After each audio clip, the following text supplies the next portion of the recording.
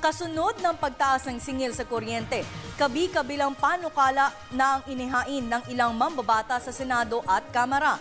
Sa kabilang na dito ang pag-amyenda sa EPIRA Law na makakatulong umano para mapababa ang pasanin ng mga consumers. Para sa detalye, narito ang ulat ni Sam Ramirez.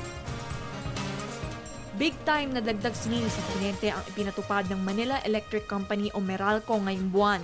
Bungsod ito ng maintenance shutdown ng ilang power plants. Kabilang na dito ang Malampaya Gas Facility sa Palawan, kung saan kumukuha ng kuryente ang nasabing power distributor. Matapos makipag-ugnayan sa Energy Regulatory Board o ERC, napagkasunduan na unti-unti ang dagdag singil. 2 peso and 41 centavos per kilowatt hour ang dagdag sa buwan ng Disyembre.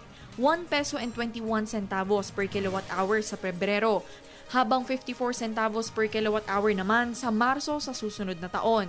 Sa kabuuan, 4 pesos and 15 centavos per kilowatt hour ang dagdag singil sa kuryente ng Meralco.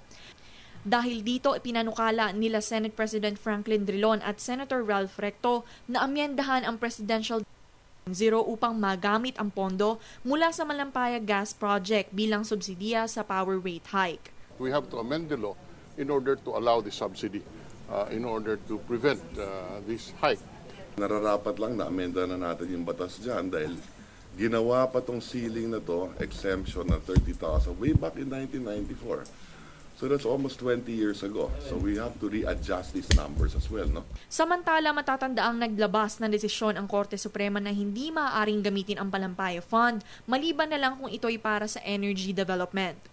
Muli namang nanindigan ang palasyo na tinitiyak ng pamahalaan na mapoprotektahan ang kapakanan ng mga consumers. Ang Kongreso ipinanawagan naman na suriin ang Electric Power Industry Reform Act of 2001 o ang EPIRA Law na siyang naglalayong pababain ang singil sa kuryente at pagbutihin pa ang serbisyo ng mga power distributors. And I myself think it is a good time to do that. Tama lang naman na pag-usapan ulit. Has this been successful? Are there some things else that we should have done that we have not done? Iniimbestigahan na ng Department of Energy at ng Senado ang power rate hike. Para sa Telebisyon ng Bayan, Sam Ramirez.